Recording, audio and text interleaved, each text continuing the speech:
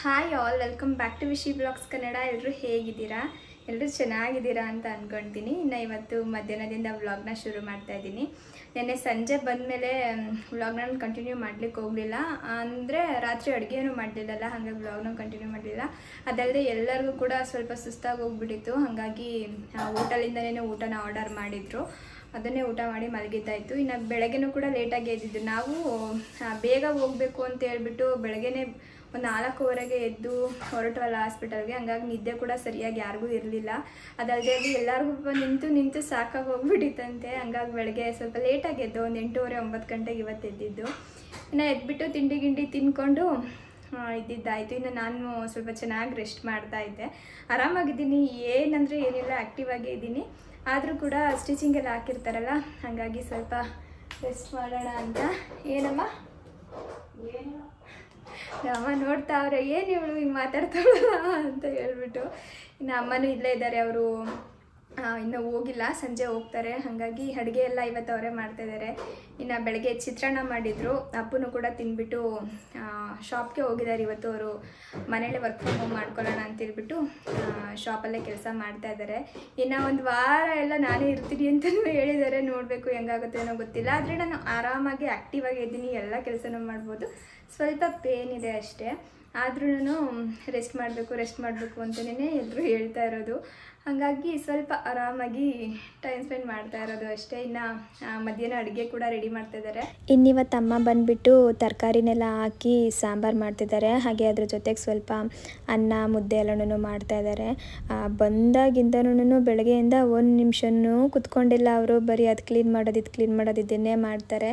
ಆ ಫ್ರಿಜ್ಜೆಲ್ಲ ನಾನು ಯಾವಾಗಲೂ ಕ್ಲೀನ್ ಮಾಡೇ ಇಟ್ಕೊಂಡಿರ್ತೀನಿ. ಅದರ ತರಕಾರಿನೆಲ್ಲ ನಾನು ಸ್ಟಾಕ್ ಇಟ್ಕೊಂಡಿರ್ತೀನಲ್ಲ, ಅದಕ್ಕೆ ಬೈಕೊಂಡು ಎಲ್ಲ ಫ್ರಿಜ್ಜಲ್ಲಿ ಇಟ್ಕೊಂಡು ತಿಂತೀಯ ಹಂಗೆ ಹಿಂಗೆ ಅಂತ ಹೇಳ್ಬಿಟ್ಟು ಅವರೇ ಇವಾಗ ಎಲ್ಲ ತರಕಾರಿನೂ ತೆಗೆದ್ಬಿಟ್ಟು ಮಿಕ್ಸ್ ಮಾಡಿ ಒಂದು ಸಾಂಬಾರು ಮಾಡ್ತಾಯಿದ್ದಾರೆ. ಅಮ್ಮಂಗೆ ಬೆಂಗಳೂರು ಊಟ ಆ ಊಟ ಎಲ್ಲ ಇಷ್ಟ ಆಗಲ್ಲ, ಮಾಮೂಲಿ ನಮ್ಮೂರು ಊಟನೇ ಚಂದ ಅಂತ ಹೇಳ್ತಿದ್ರು. ನಾನು ತರಕಾರಿನ ತಗೊಂಡು ಬೆಳಗ್ಗೆನೆ ಬಂದಿದ್ರು ತರಕಾರಿ ಅಂಕಲ್ ಕೂಡ. ಇಲ್ಲೇ ಒಬ್ಬರು ಅಂಕಲ್ ಬರ್ತಾರೆ, ಫ್ರೆಶ್ ಆಗಿರೋ ತರಕಾರಿನೆಲ್ಲ ತಂದು ಕೊಡ್ತಾರೆ. ಹಾಗಾಗಿ ಅವ್ರ ಹತ್ರನೇ ನಾನು ಜಾಸ್ತಿ ತರಕಾರಿನೆಲ್ಲ ತಗೊಳ್ಳೋದು. ಏನಾದರೂ ಮಶ್ರೂಮ್ ಬೇಕು ಅಂದರೆ ಅಥವಾ ಮಿಕ್ಸ್ ಸೊಪ್ಪು ಏನಾದರೂ ಬೇಕು ಅಂದರೂ ಕೂಡ ಫ್ರೆಶ್ ಆಗಿರೋದನ್ನ ತಂದು ಕೊಡ್ತಾರೆ. ಅದರಲ್ಲೂ ಮಶ್ರೂಮ್ ತುಂಬಾ ಫ್ರೆಶ್ ಆಗಿರುತ್ತೆ. ಸಾಮಾನ್ಯವಾಗಿ ನೀವು ಕೂಡ ನೋಡಿರ್ಬೋದು ನಾನು ಮಶ್ರೂಮ್ದು ಏನಾದರೂ ರೆಸಿಪಿ ಎಲ್ಲ ಮಾಡಿದಾಗ. ಇನ್ನು ಇವತ್ತು ತರಕಾರಿ ಎಲ್ಲ ತೊಗೊಂಡೆ. ನನ್ನೆಲ್ಲ ಅಮ್ಮನೇ ಹೋಗಿ ತೊಗೊಂಡು ಬಂದರು. ಮಸಾಲೆ ಪುಡಿ ಇಲ್ಲಿದೆ, ಇದು ನಡೀರಿ. ನನಗೆ ಬೆಳಗ್ಗೆಯಿಂದನೇ ನಮ್ಮ ಅಮ್ಮಂಗೆ ಅದಲ್ಲೈತೆ ಅಮ್ಮ ಇದಿಲ್ಲೈತೆ ಅಮ್ಮ ಅಂತ ಹೇಳಿ ಸಾಕಾಗಿ ಹೋಗ್ಬಿಟ್ಟಿದೆ ಇವತ್ತು. ಇನ್ನು ಅಮ್ಮ ಬಂದುಬಿಟ್ಟು ಜಾಸ್ತಿ ನಮ್ಮ ಮನೆಗೆ ಬರಲ್ವಲ್ಲ, ಹಾಗಾಗಿ ಯಾವ್ಯಾವ ಪದಾರ್ಥ ಎಲ್ಲೆಲ್ಲಿ ಇಟ್ಟಿದ್ದೀನಿ ಅಂತ ಹೇಳಿ ಅವ್ರಿಗೆ ಗೊತ್ತಾಗಲ್ಲ. ಹಾಗಾಗಿ ನಾನು ಅಲ್ಲಿ ಕೂತ್ಕೊಂಡು ಎಲ್ಲನೂ ಹೇಳ್ತಾಯಿದ್ದೆ, ಎಲ್ಲೆಲ್ಲಿ ಏನೇನು ಇಟ್ಟಿದ್ದೀನಿ ಅಂತ ಹೇಳ್ಬಿಟ್ಟು. ಬೆಳಗಿನ ತಿಂಡಿಗೂ ಹಂಗೆ ಮಾಡಿದ್ದು, ಯಾವ್ಯಾವ ಪದಾರ್ಥ ಎಲ್ಲೆಲ್ಲಿ ಇಟ್ಟಿದ್ದೀನಿ ಅಂತ ಹೇಳ್ಬಿಟ್ಟು ನಾನು ಹೇಳ್ತಿದ್ದೆ, ಅಮ್ಮ ಮಾಡ್ತಾಯಿದ್ರು. ಇನ್ನು ಇವಾಗಲೂ ಅಷ್ಟೇ, ಅಂದರೆ ಇವಾಗ ನಾನು ವಿಡಿಯೋ ಎಲ್ಲ ಮಾಡ್ಕೊತಿದ್ನಲ್ಲ, ಹಾಗಾಗಿ ಸ್ವಲ್ಪ ಓಡಾಡಿಕೊಂಡು ವಿಡಿಯೋ ಎಲ್ಲ ಕ್ಯಾಪ್ಚರ್ ಮಾಡ್ಕೊತಾ ಇದ್ದೀನಿ. ಯಾಕಂದರೆ ಅಮ್ಮ ವರ್ಷಕ್ಕೊಂದು 2 ಸಲ ಅಷ್ಟೇ ನಮ್ಮ ಮನೆಗೆ ಬರೋದು, ಆಯಿತಾ. ದೀಪಾವಳಿಗೆ ಒಂದಿನ ಬರ್ತಾರೆ, ಇಲ್ಲಾಂದರೆ ಗೌರಿ ಹಬ್ಬ ಬರುತ್ತಲ್ಲ ಆವಾಗ ಬಾಗಿನ ಕೊಡ್ಲಿಕ್ಕೆ ಬರ್ತಾರೆ. ದೀಪಾವಳಿಗೆ ಶಾಪ್ದು ಪೂಜೆ ಇರುತ್ತೆ ನೋಡಿ, ಆ ಪೂಜೆಗೆ ಅಂತ ಹೇಳಿ ಬರ್ತಾರೆ. ಬಂದುಬಿಟ್ಟು ವಾಪಸ್ ಹೋಗ್ಬಿಡ್ತಾರೆ ಅಷ್ಟೇ. ಅವ್ರು ಇರೋದೇ ಇಲ್ಲ. ಮದುವೆ ಆಗಿ ಇಷ್ಟು ವರ್ಷ ಆಗಿದೆ, ಅವರು ಇದ್ದಿದ್ದೇ ಇಲ್ಲ. ನಾವು ಈ ಮನೆಗೆ ಹಾಲು ಉಗ್ಸೋ ದಿನ ಪೂಜೆ ಮಾಡಿಸಿದ್ವಲ್ಲ, ಅದೇ ಫಸ್ಟ್ ಟೈಮ್ ನಮ್ಮಮ್ಮ ನಮ್ಮ ಮನೇಲಿ ಒಂದಿನ ಮಲಗಿದ್ದಾರೆ ಅಂತ ಹೇಳಿದ್ರೆ ಅವ್ರಿಗೇನೋ ನಮ್ಮ ಮನೇಲಿರೋಕ್ಕೆ ಒಂಥರ ಅವ್ರಿಗೆ ಅನ್ಕಂಫರ್ಟಬಲ್ ಫೀಲ್ ಆಗ್ತಿರುತ್ತೆ. ಎಷ್ಟೇ ನಾವು ಪ್ರೀತಿಯಿಂದ ನೋಡಿಕೊಂಡ್ರೂ ಕೂಡ ಅದೊಂದಿರುತ್ತಲ್ಲ, ಮಗಳ ಮನೆ ಬೀಗ್ರ ಮನೆ ಅನ್ನೋದೊಂದು. ಹಾಗಾಗಿ ನಮ್ಮಮ್ಮ ಸ್ವಲ್ಪ ಹಂಚ್ಕೊಳ್ತಾರೆ. ಸಾಮಾನ್ಯವಾಗಿ ಹಳ್ಳಿ ಕಡೆ ಇರೋರಿಗೆ ಎಲ್ಲರಿಗೂ ಗೊತ್ತಿರುತ್ತೆ. ಸ್ವಲ್ಪ ಬೀಗ್ರ ಮನೆ ಅಂದರೆ ಅಮ್ಮಂದಿರು ಇರ್ಬೋದು ಅಥವಾ ಅಪ್ಪಂದಿರು ಇರ್ಬೋದು, ಸ್ವಲ್ಪ ಹಂಚ್ಕೊಳ್ತಾರೆ. ಅವರು ನಮ್ಮನ್ನೇ ಕರೆಸ್ಕೊಳ್ತಾರೆ ಜಾಸ್ತಿ, ನೀನೇ ಬರವ ಅಂತ ಹೇಳ್ಬಿಟ್ಟು. ನಮ್ಮ ಮನೇಲೂ ಹಂಗೇನೇ, ಬೇರೆ ಥರ ಯಾವ ಥರನೂ ಇಲ್ಲ, ಮಾಮೂಲಿಯಾಗಿ ಸ್ವಲ್ಪ ಹಂಚಿಕೆ ಮುಜುಗರ ಅಷ್ಟೇ. ಇನ್ನು ಅಮ್ಮ ಬಂದರೂ ಕೂಡ ಒಂದು ನಿಮಿಷನೂ ಕೂತ್ಕೊಳ್ಳಲ್ಲ, ಬರೀ ಎಲ್ಲ ಕೆಲಸನೂ ಮಾಡ್ತಾಯಿದ್ದಾರೆ ಇವತ್ತು. ನಾವು ಅದನ್ನೇ ಹೇಳ್ತಾ ಇದ್ದೋ, ಇನ್ಮೇಲೆ ಬರ್ರಮ್ಮ ಬಂದುಬಿಟ್ಟು ಸ್ವಲ್ಪ ದಿನ ಇದ್ಬಿಟ್ಟು ಹೋಗ್ರಿ, ಯಾವಾಗಲೂ ಅಲ್ಲೇ ಇರ್ತಿರಲ್ಲ ಅಂತ ಹೇಳ್ಬಿಟ್ಟು. ನೋಡೋಣ ಬಿಡು ಅಂತ ಹೇಳ್ತಾಯಿದ್ರು. ಹಿಂಗೆ ಇಬ್ಬರು ಕೂಡ ಮಾತಾಡಿಕೊಂಡು ಇವತ್ತು ಅಡುಗೆ ಕೆಲಸ ಮಾಡ್ಕೊಂಡಿದ್ದಾಯಿತು. ತರಕಾರಿನೆಲ್ಲ ಅಮ್ಮನೇ ತೊಳೆದೆಲ್ಲ ಇಟ್ಟಿದ್ರು, ಅದು ಡ್ರೈ ಆಗಿತ್ತಲ್ಲ, ಹಾಗಾಗಿ ಇನ್ನೊಂದು ಸ್ವಲ್ಪ ಒರೆಸ್ಬಿಟ್ಟು ಫ್ರಿಜ್ಜಲ್ಲಿ ಇಟ್ಬಿಡೋಣ ಅಂತೇಳಿ ನಾನು ಕೂಡ ಇಟ್ಕೊಳ್ತಾ ಇದ್ದೆ. ನಮ್ಮಮ್ಮಂಗೆ ನಾನು ಇಟ್ಟಿರೋ ಪದಾರ್ಥ ಒಂದೂ ಸಿಗ್ತಿರ್ಲಿಲ್ವ.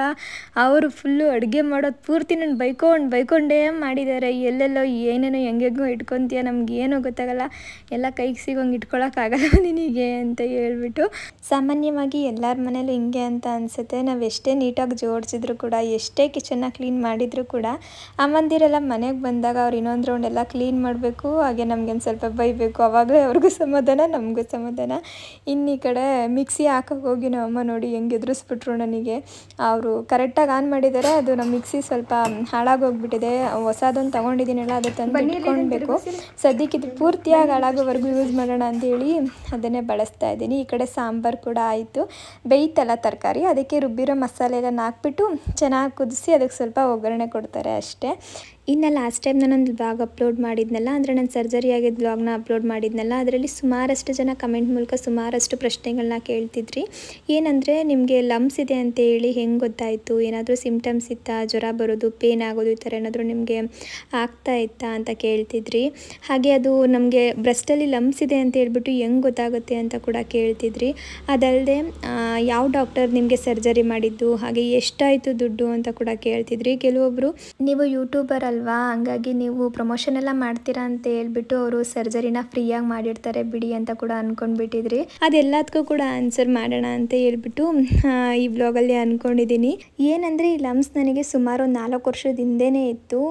ನನಗೆ ಹೆಂಗೆ ಗೊತ್ತಾಯಿತು ಅಂತ ಅಂದರೆ, ನಾನು ಒಂದು 2 ತಿಂಗಳಿಗೊಂದ್ಸಲ 3 ತಿಂಗಳಿಗೊಂದ್ಸಲ ಸೆಲ್ಫ್ ಚೆಕ್ ಮಾಡ್ಕೊಳ್ತಾ ಇರ್ತೀನಿ. ಆ ಟೈಮಲ್ಲಿ ನನಗೆ ಟಚ್ ಫೀಲಲ್ಲಿ ಗೊತ್ತಾಯಿತು, ಅಲ್ಲೊಂದು ಸಣ್ಣದಾಗಿ ಏನೋ ಗಡ್ಡೆ ಥರ ಸಿಗ್ತಾ ಇದೆ ಅಂತ ಹೇಳ್ಬಿಟ್ಟು. ಅದಾದಮೇಲೆ ನಾವು ಆ ಡಾಕ್ಟರ್ನ ಕನ್ಸಲ್ಟ್ ಮಾಡಿದು. ಆವಾಗ ಅವರು ಸ್ಕ್ಯಾನಿಂಗ್ ಎಲ್ಲ ಮಾಡಿ ರಿಪೋರ್ಟೆಲ್ಲ ನೋಡಿದ್ಮೇಲೆ ಇದು ನಾರ್ಮಲ್ ಏನು ತಲೆ ಕೆಡಿಸ್ಕೊಂಡ್ಬಿಡಿ, ಅಕಸ್ಮಾತ್ ಏನಾದರೂ ಇದು ದಪ್ಪ ಆದರೆ ಆವಾಗ ಸರ್ಜರಿ ಮಾಡೋಣ. ಇವಾಗ ತೀರಾ ಚಿಕ್ಕದಿದೆ, ಅದು ಎಲ್ಲಿದೆ ಅಂತಲೂ ನಮಗೆ ಸರಿಯಾಗಿ ಐಡೆಂಟಿಫೈ ಮಾಡೋಕ್ಕಾಗಲ್ಲ.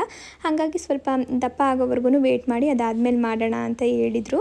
ಹಾಗಾಗಿ ನಾವು ಏನು ತಲೆ ಕೆಡಿಸ್ಕೊಳ್ಳಿಕ್ಕೆ ಹೋಗಿರಲಿಲ್ಲ, ಸುಮ್ಮನಾಗಿ ಹೋಗ್ಬಿಟ್ಟಿದ್ದು. ಇನ್ನು ನನಗೆ ಅದು ಪೇನ್ ಬರೋದು ಆ ಥರ ಎಲ್ಲ ಏನಂದರೆ ಏನೂ ಇರಲಿಲ್ಲ. ಇವಾಗ ಒಂದು ವಾರದಿಂದ ಪೇನ್ ಬರಲಿಕ್ಕೆ ಶುರುವಾಗಿತ್ತು ಅಷ್ಟೇ.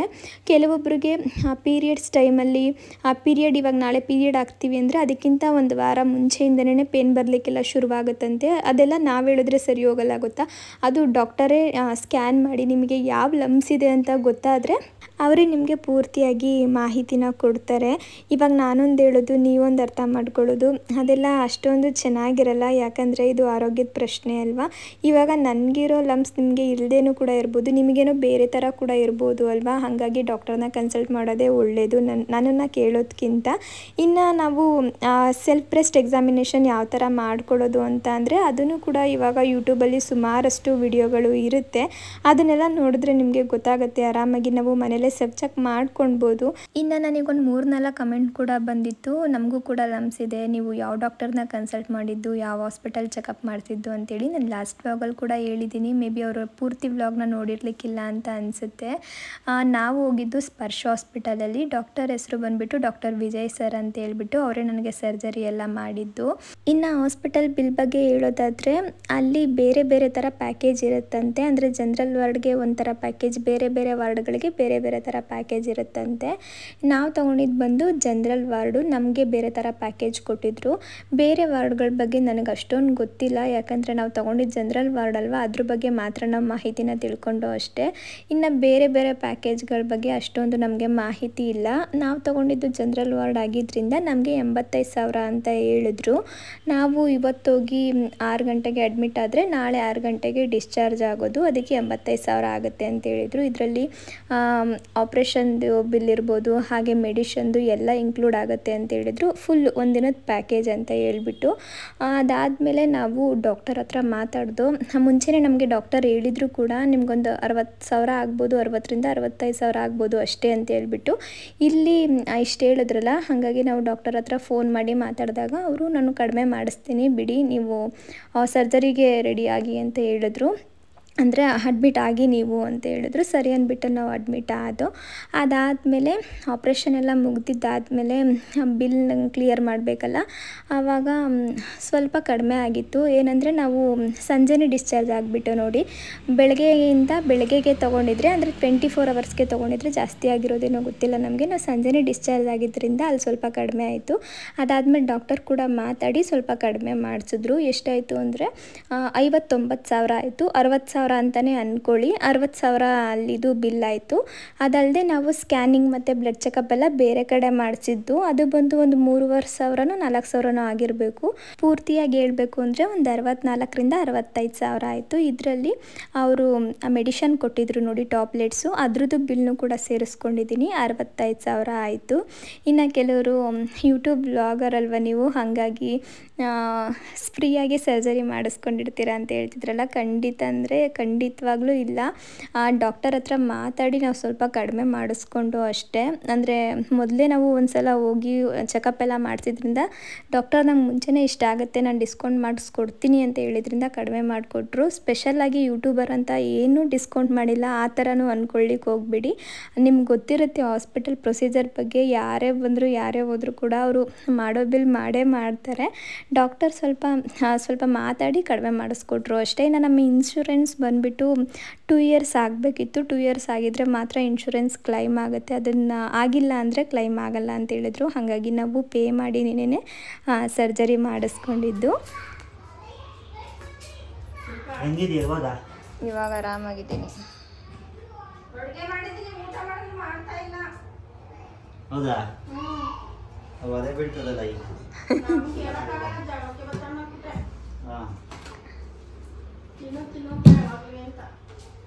ನಾನು ಬರೋವರೆಗೂ ಕಾಯ್ತಾ ಇದ್ದೆ.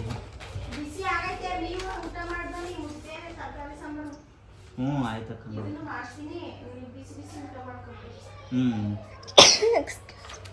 ಊಟ ಈಗ ಮಾಡ್ತೀಯಾ? ಅದಾಗಲೇ ಇರಿ. ಮಾತ್ರೆ ನಿಮ್ದು. ಅಯ್ಯೋ ಕೊಡ್ತೀನಿ, ಅಲ್ಲೇ ಕೆಳಗಡೆನೇ ಇದೆ. ನೋವೇನಿಲ್ಲ, ಅಂದರೆ ಸ್ವಲ್ಪ ನೋವುತ್ತಷ್ಟೆ. ಊಟಕ್ಕೆ ಮುಂಚೆ ಅಲ್ಲ, ಊಟಕ್ಕೆ ಮುಂಚೆ ಇದೊಂದು ಮಾತ್ರೆ ನುಂಗಬೇಕು. ಇದಿಷ್ಟು ಎಲ್ಲಿ ನಾರ್ಮಲ್ ಟ್ಯಾಬ್ಲೆಟ್ಸೇ ಕೊಟ್ಟಿರೋದು ಅಲ್ಲ. ನಾರ್ಮಲ್ ಏನಿಲ್ಲ, ಎಲ್ಲ ಚೆನ್ನಾಗಿ ಸ್ಟ್ರಾಂಗ್ ಆಗಿರೋದೇ ಸಿಕ್ಕಿರೋದು. ಊಟಕ್ಕೆ ಮುಂಚೆ ಊಟ ಆದಮೇಲೆ ಒಂದು ರೋಲ ಹಾಕುವ ಅಷ್ಟೇ. ಜ್ವರ ಏನಿಲ್ವಲ್ಲಪ್ಪು? ನಿಮಗೆ ನೋವು ಕಡಿಮೆ ಜ್ವರ ಇಲ್ಲದೆ ಇದ್ದೆ ಹೋಗ್ಲಿ ತಿನ್ನು. ಅದೇ ಈಗ ಜ್ವರ ಅಂದ್ಬಿಟ್ಟು ಮಾತ್ರೆ ಕೊಟ್ಟಿರ್ತಾರ, ಅದೇನೇನು ಒಂದು ಅರ್ಧ kg ಅಷ್ಟು ಚಿಕನ್ ತೊಗೊಂಡು ಬಂದಿದ್ದಾರೆ. ಅಮ್ಮ ಒಂದು ರೆಡ್ ಚಿಕನ್ ಮಾಡ್ತಾರೆ, ಅದನ್ನು ಮಾಡಿಸೋಣ ಅಂತ ಹೇಳ್ಬಿಟ್ಟು ಸ್ವಲ್ಪ ತಂದಿದ್ದಾರೆ. ನನಗೇನು ಅದು ಗಟ್ಟಿ ಪದಾರ್ಥ ಎಲ್ಲ ತಿನ್ನಬೇಡಿ ಅಂತ ಹೇಳಿದ್ದಾರೆ, ಅದಕ್ಕೆ ಅನ್ನ ಸಾಂಬಾರು ಅಷ್ಟೇ. ಇನ್ನಿವರಿಗೆ ಚಿಕನ್ ತಂದಿದ್ದಾರೆ. ನಮ್ಮ ಅದು ಕ್ಲೀನ್ ಮಾಡೋಗಂಟೆ ಬಿಡಲ್ವಲ್ರಮ್ಮ ನೀವು? ಯಾವುದು ಬಿಡಲ್ಲ, ಎಲ್ಲ ಕ್ಲೀನ್ ಮಾಡ್ತೀನಿ.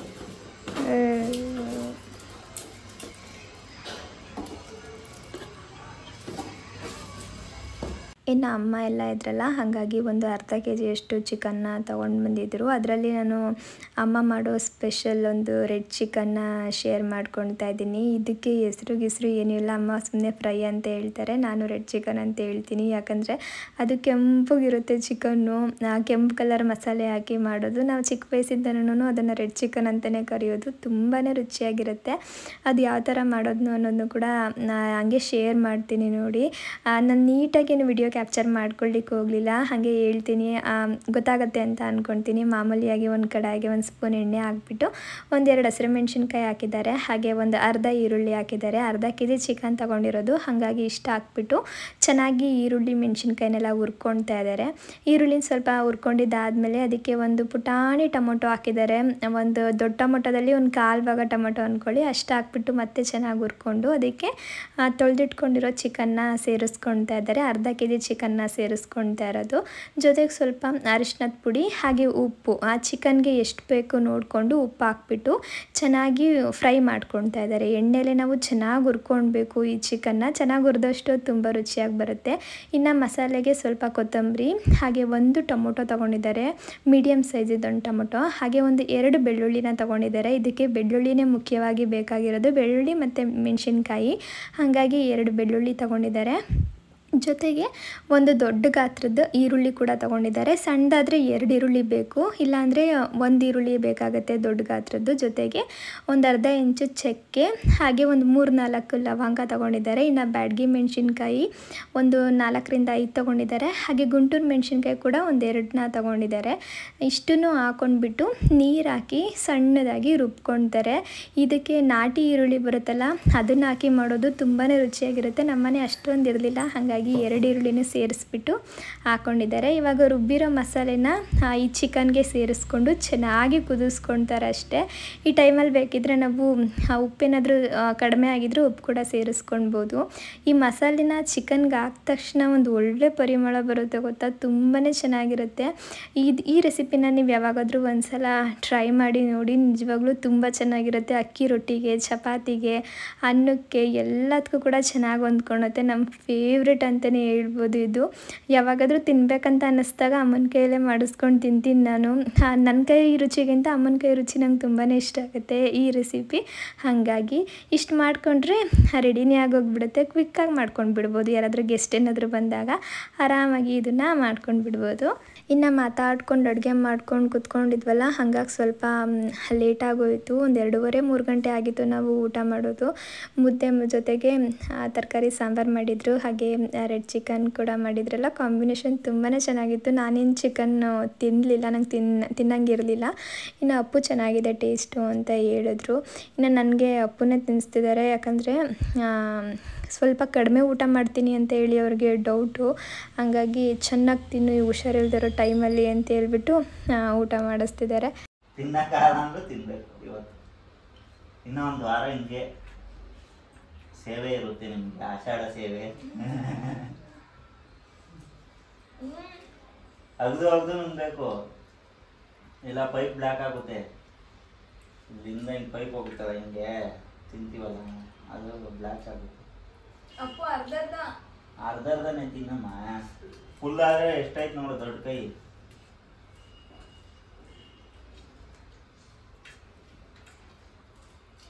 ನೀವ್ಯಾವಾಗ ತಿಂತೀರಾ? ಅವಳಿಗೆ ತಿನ್ಸ್ನ ಕೂತಿದ್ದೀರಲ್ಲ. ವಾ, ನಾನು ತಿಂತಾ ಇದ್ದೀನಿ ಅಂತ ಜೊತೆಗೆ ತಿನ್ನಿ. ಅವಳು ಕೈ ತಗೊಂಡು ತಿಂದ್ರೆ ನೀವು ಕೈ ತಗೊಂಡು ತಿನ್ನಿ. ಇಬ್ಬರು ಹೊಟ್ಟೆನೂ ತುಂಬಬೇಕು ತಾನೆ. ದೃಷ್ಟಿ ಹಾಕ್ಬೇಡಿ ನನ್ನ ಹೆಂಡತಿಗೆ. ಇಷ್ಟೆಲ್ಲ ನಾನು ಕರೆಕ್ಟಾಗಿ ಹೇಳ್ತೇನೆ. ಇಬ್ಬರು ಹೊಟ್ಟೆನೂ ತುಂಬಬೇಕು. ಅವಳು ತುಂಬಿಸ್ಬೇಕು, ನಿಂಗೂ ತುಂಬಿಸ್ಬೇಕು. ಹಾ, ಒಬ್ಬರು ತಿನ್ಬಿಟ್ಟು ಒಬ್ಬರು ಸುಮ್ ಕೂತ್ಕೊಳ್ಳೋದಾ? ಅಮ್ಮ ಅದನ್ನು ಸೊಪ್ಪು ಅನ್ಕೊಂಡು ಹಾಕ್ಬಿಟ್ಟೈತೆ. ಏನೇ ನಾನಲ್ಲ, ಪ್ಲಾಸ್ಟಿಕ್ ಸೊಪ್ಪು ಹಾಕಿದ್ರೆ ಅಲ್ಲಿ ಹುಲ್ಲೆಲ್ಲ ಬೆಳೆದೈತಲ್ಲ ಅದು ಸರಿ. ಅದ್ರ ನಾನು ತರಕಾರಿ ಒಳಗ ಹಚ್ಚಿ ಹಾಕಿದ್ದೀನಿ, ಹುಲ್ಲಿ ತಕ್ಕ ಹೋಗಿಲ್ವಲ್ಲ. ಇವಳ ವಿಡಿಯೋ ಮಾಡುವಾಗ ಏನ್ ಮಾಡಿದಳೋ. ಸೊಪ್ಪು ಗಿಟ್ಟತ್ರ ನಾನು ಹೋಗಿಲ್ಲ. ಗ್ರೀನ್ ಮ್ಯಾಟು ಎಲ್ಲ ಉದ್ರೋಗೈತೆ ಅದ್ರೊಳಗೆ, ಸಾಂಬಾರೊಳಗೆ ಅನ್ಕೋ. ಈ ಮ್ಯಾಟ ಗೊತ್ತಿಲ್ಲ ಬಿಡಿ ನಿಮಗೆ.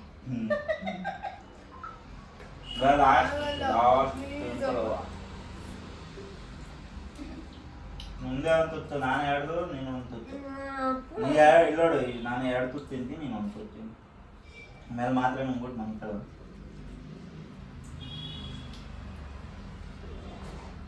ಚೆನ್ನಾಗಿರೋಳ್ನ ಇಷ್ಟಿಷ್ಟು ತಿನ್ಸಿ ಹುಷಾರಿಲ್ದಂಗೆ ಮಾಡ್ಬಿಡ್ತೀಯ.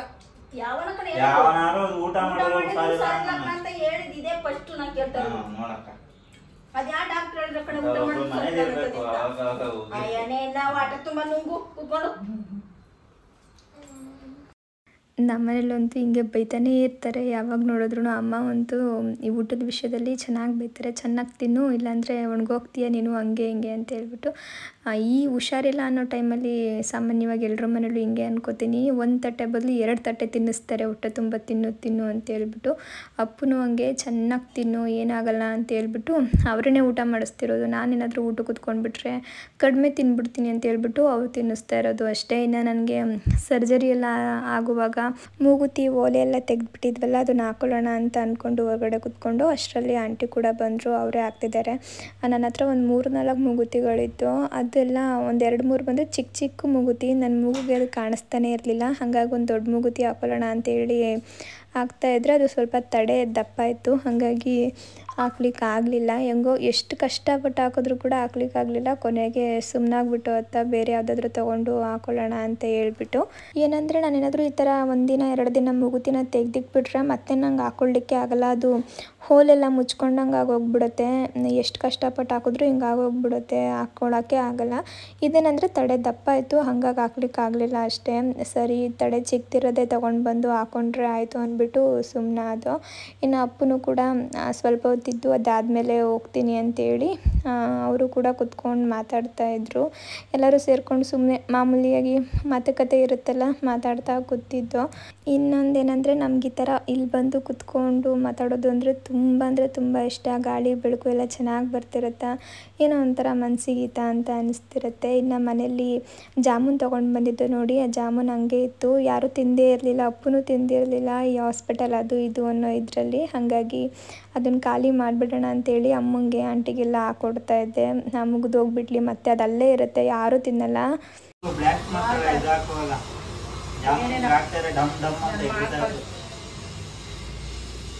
ಮಗಳು ಮಾಡ್ದಾಗ ಹುಚ್ಚೋಡಿ ತಿಂದಿಲ್ವೇನ ಅವಳು ಮಾಡೋದು ನಾನು ಕಲ್ತ್ಕೊಂಡಿದ್ದೆ. ಅವಳೇ ಮನೇಲಿ ಅವಳೇ ಮಾಡ್ತಿದ್ದ ಅದನ್ನ. ಸಾಕ್ಸೆಲ್ಲ ಅವಳಿದ್ದಾಗ ಅವಳೇ ತರಿಸ್ತಿ ಇವೆಲ್ಲ ಮಾಡ್ತಿದ್ದು. ನಾನೇನ್ ಮಾಡ್ತಿಲ್ಲ, ಅವನೆಲ್ಲ ನಾನು ಮಾಡ್ತೀನಿ. ಇವಾಗ ಒಬ್ರಿಗೂ ಒಂದ್ಸಲ ಡಿಮಾರ್ಟಲ್ಲಿ ಹಂಗೆ ಅನ್ಕೊಂಡೆ ಜಾಮೂನ್ ಪ್ಯಾಕೆಟ್ ತಗೊಳ್ಳೋಣ ಅಂತ ಹೇಳ್ಬಿಟ್ಟು ಹಿಂಗೆ ಎತ್ತಿ ಎಣ್ಣೆ ತೆಗೆದುಕೊಂಡೆ ಜಾಮೂನ್ ಸೆಕ್ಷನ್ ನಾನು ಹೋಗಿದ್ದೀನಿ. ಇವ್ರು ಸ್ವೀಟ್ ಸೆಕ್ಷನ್ ಹೋಗ್ಬಿಟ್ಟು ಏನೇನ್ ಬೇಕು ಎಲ್ಲ ತುಂಬಿಕೊಂಡು ಕೆಳಗೆ ಇಟ್ಬಿಟ್ಟವ್ರೆ ಟ್ರೇ ಕೆಳಗಡೆ. ಅದ್ರ ಮೇಲೆ ರೇಷನ್ ಎಲ್ಲ ಇಟ್ಟವ್ರೆ, ನನಗೆ ಕಾಣಿಸ್ಕೊಂಡು ಚಿಕ್ಕಿ ತಂದವ್ರೆ. ಆಮೇಲೆ ಮೈಸೂರು ಪಾಕು, ಚಿಕ್ಕಿ ಅಲ್ಲ ಅದು ಕಡಲೆ ಮಿಠಾಯಿ. ಅದೇ ಮೈಸೂರು ಪಾಕು, ಆಮೇಲೆ ಹೆಸರು ಕಾಳು, ಆಮೇಲೆ ಜಾಮೂನು ಅಷ್ಟೇ. ಜೋರ್ಸ್ಕೊಂಡು ನೋಡ್ತಾ ಇರೋ ನಾಯಿನ ದೂರ ಓಡಿಸಿ. ಅದು ಬಾಯಲ್ಲಿ ಸುರ್ಸಲ್ಲ, ಸುರ್ಸೋದು.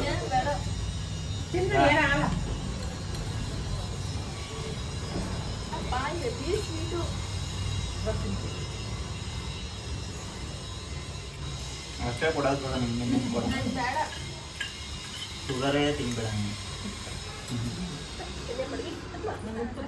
ಕುಡಿ ಇಡ್ತೀನಿ, ನಾನೇ ಮಾಡ್ತೀನಿ ಆಯ್ತಾ. ಯಾರಿಗಾದ್ರೂ ಹುಷಾರಿಲ್ಲ ಏನ್ ಸೇವೆ ಮಾಡ್ತೀರಾ ಮತ್ತೆ ಚೆನ್ನಾಗಿದೆ ಯಾರು ಮಾಡಕ್ ಬರಲ್ಲ, ಚೆನ್ನಾಗಿದ್ದಾನೆ ಮಾಡಕ್ ಬರಲ್ಲ. ದಡ್ಡವಲ್ಲ ಜಾಮೀನ್ ಎರಡ್ರ ಮದ್ದಿದ್ದದು ಅದು ಹೇಳದ್ ನೋಡಿ ಹೆಂಗ್ ಹೇಳ್ತಾರೆ. ಚೆನ್ನಾಗಿದ್ದಾರೆ ಯಾರ ಮಾಡಕ್ ಹೋಯ್ತಾರ, ಎಲ್ಲ ಹೋಗ್ತಾರ. ಚೆನ್ನಾಗಿದ್ದಾರೆ ಯಾರು ಮಾಡಕ್ ಬರಲ್ಲ, ಚೆನ್ನಾಗಿಲ್ಲ ಅಂದ್ರೆ ಮಗು ಮಾಡೋದಿಲ್ಲ. ನೆನ್ನೆ ಅಕ್ಕ ಮೂಗ್ಬಟ್ಟೆ ಎಲ್ಲ ನೀವು ಕೇಳಿದ್ರಲ್ಲ ಇಚ್ಛೆ, ಇವತ್ತು ಇಟ್ಕೊಂಡವ್ರೆ. ನಾನು ಬೆಳಿಗ್ಗೆ ಮಾತಾಡ್ತಾ ಇದ್ರು, ಅದು ನಾನೇ ಅಂತ ನಾನು ಹಂಗೆ ಕೊಟ್ಟಿದ್ದೆ. ನೋಡು ಇಬ್ರು ಸೇರ್ಕೊಂಡ್ ತೀರ್ಸಿರೋದಂತೆ. ಅವ್ರು ಬಿಚ್ಕೊಟ್ರು, ನನ್ ಕೈಗೆ ಅವ್ರು ಕೊಟ್ರು, ನಾನ್ ಕಳ್ದೆ. ಇಬ್ರು ಸೇರ್ಕೊಂಡ್ ಕಳ್ದಿದ್ದೀವಿ. ನನ್ಗೆ ಹೊಟ್ಟೆ ನನ್ನ ಕಳ್ಳನ್ ಜಾಗಕ್ಕೆ ಹಾಕೋದ್ರಿಂದ ಅವ್ರ ಜೈಲ್ಗೆ ಹೋಗೋದಲ್ಲ ಅಂತ ನನ್ನ ಕರ್ಕೊಂಡು ನಮ್ಮ ಮಳಿಯನ್ನೂ ಕಳ್ದಕ್ಕವನೆ, ಅವನು ಕರ್ಕೊಂಡೋಗಿ ಅಂತ ಇಬ್ರು ಸೇರ್ ಮಾಡಿರೋದಂತೆ. ನಾನು ನೀಟಾಗಿ ಸುತ್ತಮುತ್ತಲು ಕೈ ಕೊಟ್ರು, ನನ್ ಕಳ್ದೆ. ನಾನು ಹೇಳ್ದೆ ಬೇಡ ಕಣಮ್ಮ ಒಂದ್ರಲ್ಲೇ ಹಾಕಳ್ರಿ ಅಂತ. ನಿಮ್ಗೆ ಗೊತ್ತಾಗಲ್ಲ ಸುಮ್ಮನಿರು ಅಂದ್ಬಿಟ್ಟು ಚಿಕ್ಕದೆಲ್ಲ ಒಂದು ದೊಡ್ಡದೆಲ್ಲ ಒಂದು